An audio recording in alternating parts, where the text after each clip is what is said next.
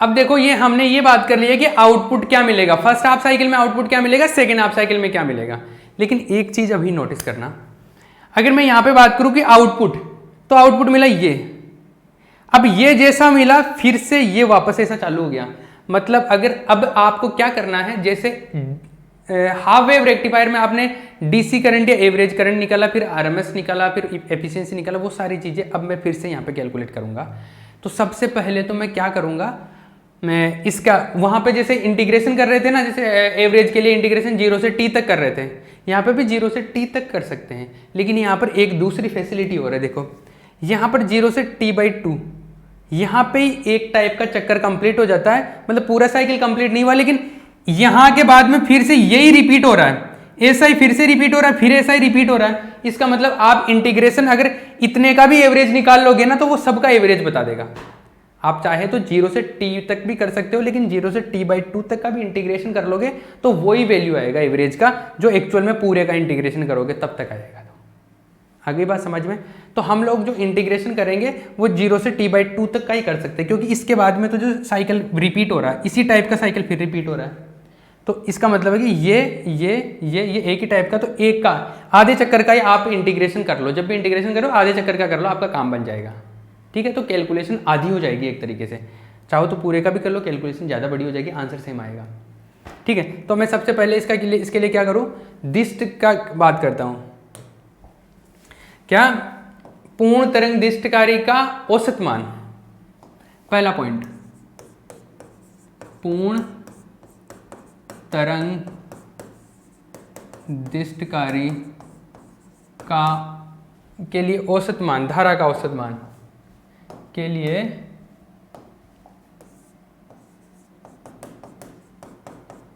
धारा का औसत मान, औसत मान या दिष्ट मान भी बोलते हैं, मैंने पहले भी बताया था। Average value of current for full wave rectifier, correct है। आ जाओ भैया, तो एवरेज, आई एवरेज भी बोलते हैं मैंने बोला था, और इसको आई डीसी भी बोलते हैं। और एवरेज क्या होता है, कुल धारा बटा कुल समय, total current upon total time. कुल धारा अपॉन कुल समय, total current upon total time. अब देखो जो टोटल करंट होता है, कुल करंट होता है, तो मैंने बोला कि आप 0 से t/2 तक कर लो, वही कैलकुलेशन बार बार रिपीट हो रही है, क्योंकि इसमें 0 से t/2 तक जैसा है उसके बाद में भी वैसी स्ट्रक्चर रिपीट हो रही है। तो आप इंटीग्रेशन 0 से t/2 तक का ही कर लो। टोटल करंट ये लो निकाल लिया, आई का इंटीग्रेशन कर दिया टाइम के रिस्पेक्ट में 0 से t/2 तक का, और टोटल टाइम जो ले रहे हो वो क्या आएगा, t/2। आप चाहो तो पूरे साइकिल के लिए भी कर सकते हो, मतलब टी तक कर सकते हो। साइकिल तो इसमें t/2 पे कंप्लीट हो गया, लेकिन आप इसमें 0 से t तक कर सकते हो, यहाँ पे भी t ले लेना, लास्ट में जाके आंसर सेम ही आएगा। लेकिन उससे कैलकुलेशन थोड़ा बड़ा ही होगा, मैं छोटा कैलकुलेशन बता देता हूँ, ईजी रहे आपके लिए। तो आई एवरेज, आई डीसी, कुछ बुक्स में ऐसे भी होता है, कुछ बुक्स में वैसे भी होता है, दोनों से आंसर सेम आएगा। तो फर्स्ट हाफ साइकिल में करंट का वैल्यू क्या होता है, सिंस अपने को पता आई इक्वल्स टू क्या, I am sine omega T. अगर इसमें जब इंटीग्रेशन करते हो और सेकंड हाफ साइकिल भी काम में ले रहे हो, अगर आप 0 से t तक इंटीग्रेशन कर रहे हो, तो सेकंड हाफ साइकिल में जो करंट का वैल्यू है वो minus I am sine omega T वाला काम में लेना, जो अभी लास्ट में बताया था। ठीक है, तो अपने को तो आधे के लिए करना है, तो उसका ज़्यादा जरूरत नहीं पड़ेगा। तो आई एवरेज इक्वल्स टू आई जो डी सी का वैल्यू आया, दैट इज इंटीग्रेशन ऑफ आई का value I am sine omega T D T, और ये है t/2, तो 2/t उल्टा हो जाएगा। इसका इंटीग्रेशन करते हैं 2/t, इसका इंटीग्रेशन आई एम तो बाहर आ गया, साइन ओमेगा टी का इंटीग्रेशन होगा माइनस कॉस ओमेगा टी, और ओमेगा जो है नीचे आएगा, तो ओमेगा को लिख देता हूँ यहाँ पे, और 0 से t/2। इसका इंटीग्रेशन मैंने शॉर्ट में भी बताया था, शॉर्ट में याद रखना चाहो तो शॉर्ट में भी याद रख सकते हो आप पे डिपेंड करता है। t का वैल्यू ये बाद में रखते हैं, पहले इसको सॉल्व कर लेते हैं। माइनस कॉस ओमेगा का वैल्यू 2π/t होता है और t का वैल्यू हो गया t/2, minus minus plus cos 0। ठीक है, इसका वैल्यू देखो आगे क्या आएगा, 2im t, ओमेगा का वैल्यू 2π/t इंटू ये 2 से 2 t से t cos पाई क्या होता है, cos पाई होता है -1 और -1 आएगा, माइनस माइनस प्लस हो जाएगा +1 और cos 0 भी होता है 1, तो प्लस प्लस 1 प्लस 1 ऐसे हो गया, 2 हो गया, 2 से 2 कैंसिल आउट हो जाएगा, t से t कैंसिल आउट हो गया, 2 से 2 कैंसिल आउट हो गया और वहाँ से 2 बच गया, तो ये आ गया 2im/पाई। ये क्या आ गया, आई एवरेज या आई डीसी आ गया।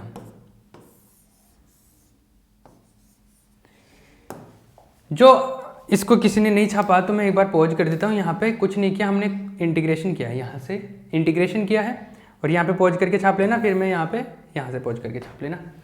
तो हमने क्या किया, जस्ट इंटीग्रेशन किया है और ये जो एवरेज या डीसी वैल्यू मिला है ये ट्वाइस ऑफ im/पाई मिला है।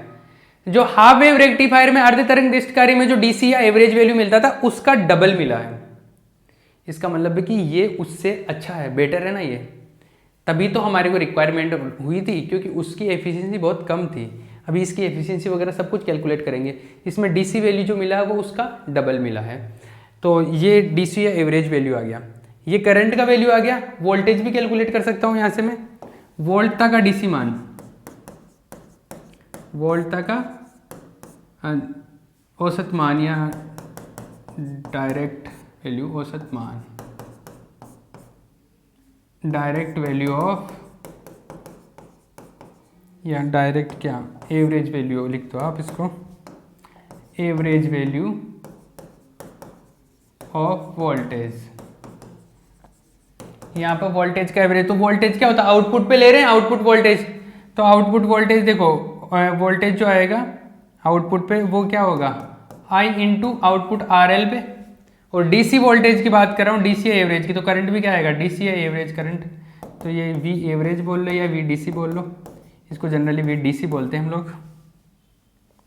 ठीक है, I DC का वैल्यू रख दो, ये आ जाएगा 2im/पाई RL, ऐसा। IM का वैल्यू भी अपन जानते हैं, IM का वैल्यू क्या होता है, IM का वैल्यू होता है VM/R प्लस RL, ये होता है ये VDC का वैल्यू। सेम वो ही चीज़ें कैलकुलेट कर रहा हूँ जो मैंने हाफ वेव रेक्टिफायर में कैलकुलेट की थी, मैं बस रिपीट कर रहा हूँ, कुछ नहीं रखना। आपको एक चीज़ ध्यान में रखनी है, बस ये इंटीग्रेशन पे फोकस करना थोड़ा सा, कि इंटीग्रेशन की लिमिट चेंज हुई है इसके अंदर, और कुछ चेंज नहीं हुआ ज़्यादा। ये VDC आ गया, ठीक है ना, ये बातें समझ में आ गई। ये आप ये चाहो तो इनकी थ्योरी भी लिख सकते हो कि IDC और IVDC यहाँ पर क्या मिला, करेक्ट है। अब ये एवरेज मिल गया अपने को, अब मैं क्या करूँगा, अब डिस्ट करंट, ये देखो एक चीज़ दूसरी, मैंने यहाँ पर आपको पूर्ण तरंग डिस्ट कार्य के लिए धारा का औसत मान, अब औसत मान का मैंने डेफिनेशन नहीं लिख पाया, अब औसत मान का क्या डेफिनेशन लिखवाऊँ। सबको पता है डीसी या औसत मान का डेफिनेशन क्या होता है, वैसे कुल धारा अपन कुल समय का जो अनुपात होता है वो डीसी होता है। इसमें क्या लिखना है, ये बचपन की बातें हैं, औसत का क्या डेफिनेशन लिखवाऊँ, बाकी ये आपको समझ में आ रहा होगा, ठीक है, ये ठीक है। अब आरएमएस की बात करते हूँ, आरएमएस की सेकेंड पॉइंट है RMS, root mean square value, वर्ग माध्य मूल मान, वर्ग माध्य मूल मान,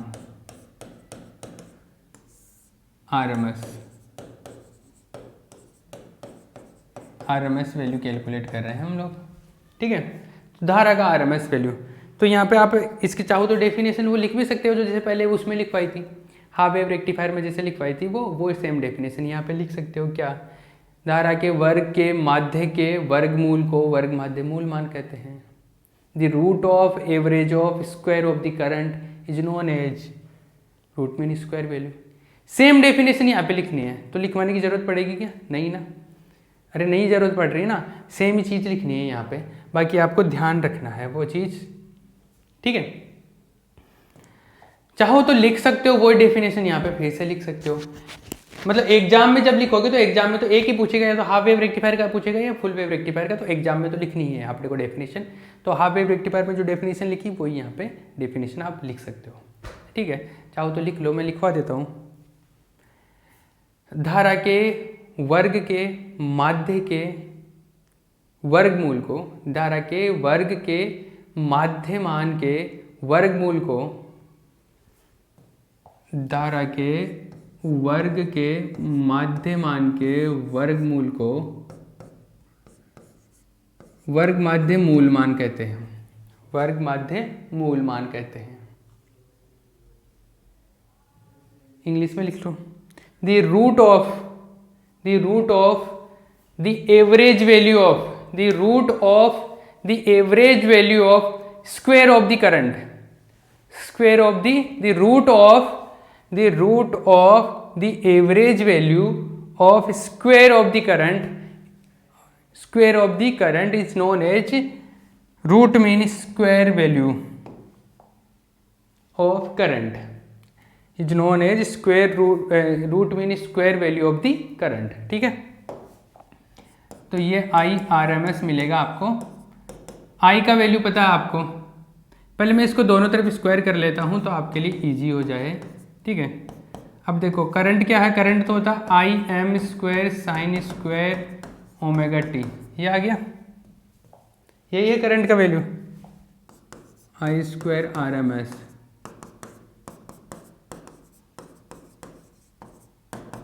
अब इसका देखो स्क्वायर कर रहे हैं, इसका एवरेज लेते हैं, IM स्क्वायर को तो मैं बाहर ले लेता हूँ, इसका एवरेज लेते हैं। तो किसका, साइन स्क्वायर ओमेगा टी का, किसी का भी एवरेज लेना हो तो क्या कर रहे हो, इंटीग्रेशन करो उसका, इसका एवरेज लेना है तो इंटीग्रेशन करो, कहाँ से कहाँ तक, 0 से t/2 तक चल रहा है ना इस बार, और नीचे भी t/2, तो नीचे t/2 लिखूंगा तो t तो नीचे रह जाएगा, 2 ऊपर आ जाएगा। करेक्ट है। आगे देखो 2IM स्क्वायर बाई टी, इसका इंटीग्रेशन करो, तो इंटीग्रेशन करने से पहले हम लोग इसको कॉस में चेंज कर देते, तो sine square omega T 1 minus cos 2 omega T हो जाएगा, अपॉन 2 भी आएगा, तो वो 2 इधर ले लिया मैंने बाहर। ठीक है, और यहाँ पे इंटीग्रेशन होगा इसका, यहाँ से क्या आएगा I स्क्वायर RMS, ये आएगा I square RMS is equals 2 से 2 कैंसिल आउट हो जाएगा, IM स्क्वायर बाई टी। और इसका अगर मैं इंटीग्रेशन करूँ, अगर इसका इंटीग्रेशन करूँ तो इसका इंटीग्रेशन आएगा 1 का इंटीग्रेशन t आएगा, cos 2 ओमेगा टी का आएगा sin 2 omega T upon 2 omega, multiplication में आ जाएगा ना 2t का कोफिशिएंट, और लिमिट पुट कर दो 0 से t/2। ठीक है, तो यहाँ से लिमिट पुट करो IM स्क्वायर बाई टी, यह आ जाएगा t/2, और इसमें देखो अगर लिमिट पुट करूँगा तो sin 2 ओमेगा का वैल्यू होता है 2π/t, और t का वैल्यू पुट करूंगा t/2 अपॉन 2 ओमेगा, फिर 0 पुट करूंगा तो ये 0 हो जाएगा, साइन 0 हो जाएगा, तो ये तो 0 आ जाएगा, ये इतना बच जाएगा। ठीक है, ये चल रहा है I स्क्वायर RMS, ये आया I square RMS is equals to IM square by T. ये देखो क्या मिला, ये t/2 मिला, यहाँ से t से t कैंसिल आउट हो जाए, 2 से 2 साइन 2π, और साइन 2π क्या होता है 0, साइन 360 0 होता है, तो ये 0 हो गया, तो ये हट गया, t से t कैंसिल आउट हो गया, ये बचा IM square by 2 I square RMS, ये आया, और जो IRMS आता है वो आ गया, रूट लूंगा तो IM बाई √2। आपने कहीं पर 12th क्लास के अंदर RMS का वैल्यू शायद ये पढ़ा होगा, वहाँ पर फुल वेव वाला पूरे सिग्नल का यूज करते हैं हम लोग, तो वहाँ पर यही आता है। ठीक है, तो ये क्या आ गया IRMS, वहाँ पर जो RMS आया था किसके अंदर, हाफ वेव रेक्टिफायर में RMS जो आया था वो आया था IM/2। कौन सा ज़्यादा है, वो ज़्यादा था, ये हाफ वेव रेक्टिफायर का, ये फुल वेव रेक्टिफायर का, कौन सा ज़्यादा है, ये ज़्यादा है ना, क्योंकि इसमें जिससे डिवाइड करे वो छोटी संख्या है, ये छोटा नंबर है, तो IRMS फुल वेव रेक्टिफायर में ज़्यादा आ रहा है। फुल वेव रेक्टिफायर में DC भी ज़्यादा आ रहा है, एवरेज भी ज़्यादा आया था, और ये भी ज़्यादा आ रहा है। ठीक है ना, तो ये बेटर है उससे, ये पता चल रहा है यहाँ से। तो आप यहाँ पे लिख भी सकते हो, क्या लिख सकते हो, आरएमएस जो करंट है इसके बारे में एक हिंदी में लाइन लिख सकते हो, लैंग्वेज की फॉर्म में, इंग्लिश या हिंदी जो भी लिखो आप। क्या किया अभी मैंने इंटीग्रेशन किया, मैंने ये निकाला, यहाँ पे पॉज करके छाप लेना, इसके बाद में यहाँ पे पॉज करके छाप लेना, ठीक है। तो इसका एक वैल्यू लिख सकते, इसका एक लैंग्वेज लिख सकते हो यहाँ पे, क्या पूर्ण तरंग दिष्टकारी के लिए, पूर्ण तरंग दिष्टकारी के लिए, पूर्ण तरंग दिष्टकारी के लिए, पूर्ण तरंग दिष्टकारी के लिए धारा का वर्ग माध्य मूल मान, धारा का वर्ग माध्य मूल मान उसके अधिकतम मान के, धारा का वर्ग माध्य मूल मान उसके अधिकतम मान के 1/√2 गुना होता है, उसके अधिकतम मान के 1/√2 गुना होता है, ठीक है। इंग्लिश वाले भी लिख लो। The RMS current in full wave rectifier, the RMS current in the full wave rectifier is 1/√2 times of, 1/√2 times of the maximum value, 1/√2 times of the maximum value, correct है, ये मिल गया, ओके। ये RMS current मिल गया। RMS voltage भी calculate कर सकते हो चाहो तो, आरएमएस वोल्टेज का यूज नहीं करते हैं हम लोग, लेकिन फिर भी कैलकुलेट कर ले लेते हैं। ई आरएमएस क्या होगा, ई मतलब वी लिख ले तो वोल्टेज का, वोल्टेज वी इक्वल्स टू क्या होता है, आई इंटू आर, लोड रेसिस्टेंस पे करते तो आर एल, और आई वी आर एम एस कर रहे तो आई वी आर एम एस आएगा, आई वी क्या आएगा, आई आर एम एस आएगा, ठीक है। आई आर एम एस पता है अपने को, I M by √2 R L, I M का वैल्यू होता है वी एम अपॉन, क्या होता है, V M upon R plus R L. ये पुरानी चीज़ें लिख रहा हूँ मैं, सेम चीज़ रिपीट कर रहा हूँ मैं।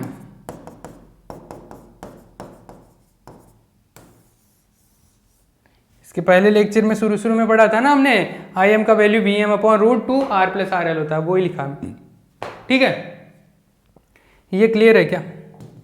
अरे ये सारी बातें क्लियर है, ये सब ये क्लियर है। आरएमएस हो गया। अब क्या करूँगा, एफिशिएंसी कैलकुलेट करूँगा, फिर रिपल फैक्टर कैलकुलेट करूँगा, ये बातें कैलकुलेट करेंगे हम लोग। तो पहले एफिशिएंसी कैलकुलेट करें हम लोग, तो चलो एफिशिएंसी कैलकुलेट करते हैं हम। ये दो चीज़ें समझ में आ गई ना, एक तो एवरेज वैल्यू निकाल लिया, औसत मान जिसको डीसी मान भी बोलते हैं, दिष्ट मान भी बोलते हैं, वो कैलकुलेट कर लिया, और उसके बाद में धारा का वर्ग माध्य मूल मान आरएमएस वैल्यू कैलकुलेट कर लिया, धारा का भी, वोल्टेज का भी, करंट का भी और वोल्टेज का भी, दोनों का कैलकुलेट कर लिया हमने।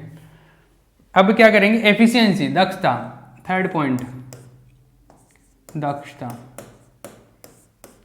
Efficiency.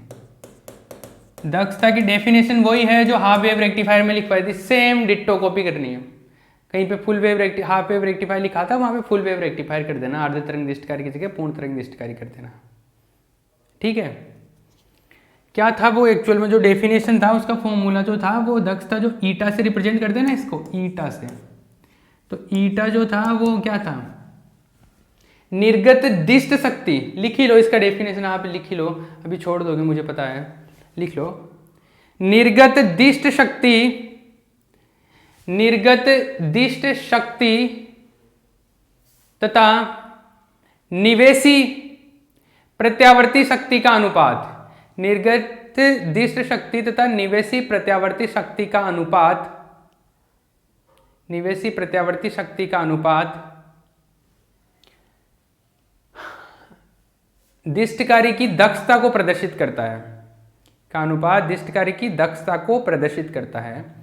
The ratio of output direct power, output direct power and input alternating power, output direct power and input alternating power is known as efficiency of the rectifier, is known as efficiency of the rectifier, ठीक है।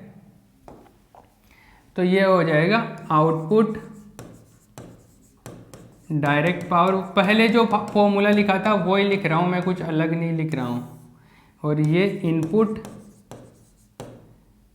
Alternating power, input alternating power, ये तो क्या था, निर्गत दिष्ट शक्ति,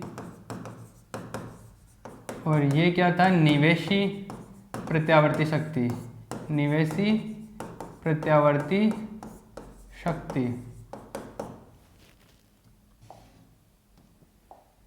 निवेशी प्रत्यावर्ती शक्ति। ठीक है, तो ये ईटा इज इक्वल्स टू क्या था, ये पी डी सी, और ये कहाँ पर, आउटपुट पे, और पी ए सी इनपुट पे। आउटपुट को अंदर लिख लो या डीसी को बाहर लिख लो, एक ही बात है, उससे कोई फर्क नहीं पड़ता। शायद मैंने उसको पहले उल्टा लिखा होगा, एक ही चीज़ है। तो आउटपुट करंट कैलकुलेट करना है, जैसे उसमें हाफ वेव रेक्टिफायर में किया था सेम वैसे कर रहा हूँ। पावर जो होता है, पावर होता है आई स्क्वायर आर। अब देखो मुझे आउटपुट पे कैलकुलेट करना है, पहले जैसे मैं डीसी कैलकुलेट करूँ, अगर डीसी कैलकुलेट करना है तो यहाँ पे करंट कौन सा आ जाएगा, डीसी। आउटपुट पे कैलकुलेट करना है तो मेरे पास में यहाँ पे आर भी कौन सा आएगा, आउटपुट वाला। आउटपुट किस पे लेते हैं, लोड रेसिस्टेंस पे, तो आर एल आ जाएगा। करेक्ट है, ये चीज आ गई। दूसरा एसी, मुझे पी कैलकुलेट करना है, कौन सा, इनपुट जो दिया है। और इनपुट कहां पर दिया है, इनपुट तो सभी पे दिया है, सब पे, मतलब जो सबका मतलब क्या हो गया, सबका मतलब है सोर्स जो है, सोर्स पे भी दिया है, डायोड के ऊपर भी दिया है, और जो लोड रेसिस्टेंस आया है, लोड रेसिस्टेंस जो आ रहा है उसके ऊपर भी दिया है, सबके ऊपर दिया। तो लोड रेसिस्टेंस आरएल के ऊपर भी, डायोड के आरडी के ऊपर भी, इसके आरएस के ऊपर भी, मतलब तीनों रेसिस्टेंस पे, ये दोनों तो मिलके आर हो जाता है, तो मतलब आर पे भी है और आरएल पर भी है, दोनों पे है। तो ये जो है यहाँ पर रेसिस्टेंस कौन सा आएगा, R plus R L. Half wave rectifier में भी लिखा था, तो वो सेम ही चीज है कंसेप्ट। करंट एसी का, एसी के अगर मैं एसी पावर की बात कर रहा हूँ इनपुट पर, तो एसी के लिए हम लोग जब भी पावर कैलकुलेट कर सकते हैं तो इसमें क्या लिखते हैं, कौन सा वैल्यू लिखते हैं, एसी के करंट के लिए आरएमएस वाला लिखते हैं। यहाँ पे मैंने फिर से बताया था, आरएमएस डिफाइन इस तरीके से किया गया है कि ये आरएमएस यहाँ पे काम में आएगा। ठीक है, ये दोनों वैल्यू 1, 2 और 3, 2 और 3 से 1 में वैल्यू पुट कर दो, from 1 to 3, from 1, 2 and 3। Eta is equals to DC power जो आएगा वो डीसी पावर आएगा आई डी सी स्क्वायर और आर एल, और ये आएगा I square R M S और आर प्लस आर एल, ऐसा आ जाएगा। आप आगे चाहो तो इसमें देखो आई डी सी का वैल्यू पता है, टाइम हम देख लेते हैं, हाँ we have enough time to complete it. देखो since we know that I D C का वैल्यू क्या आया था, आई डी सी का वैल्यू आया था 2IM अपॉन पाई, कैलकुलेट किया था ना फुल वेव रेक्टिफायर के लिए। हाफ वेव रेक्टिफायर के लिए 2 नहीं आता, केवल IM/पाई आता है। ये वैल्यू आरएमएस वैल्यू क्या आया था, IM/√2, ये आया था। हाफ वेव रेक्टिफायर के लिए यहाँ पर √2 नहीं आता, केवल 2 आता है। ठीक है ना, उसमें दोनों वैल्यू कम होते हैं, तो ये दोनों वैल्यू यहाँ पे पुट कर दो। अगर परसेंट में चाहिए, दक्षता परसेंट में चाहिए, प्रतिशत में चाहिए, तो यहाँ पर 100 से मल्टीप्लाई और करते देना, यहाँ पर 100 से मल्टीप्लाई कर देना, तो ये जो आंसर आएगा लास्ट में जाके परसेंट में आ जाएगा। ठीक है, दोनों का वैल्यू पुट करो ईटा में वैल्यू पुट करेंगे तो देखो ये आएगा 4 स्क्वायर होगा ना डीसी का, IM square by pi square upon, ये आएगा, और इसमें RL भी है, मल्टीप्लाई में RL है, इसमें आएगा IM स्क्वायर अपॉन, इसका स्क्वायर करूंगा √2 का तो 2 आ जाएगा, into R plus RL into 100 4%।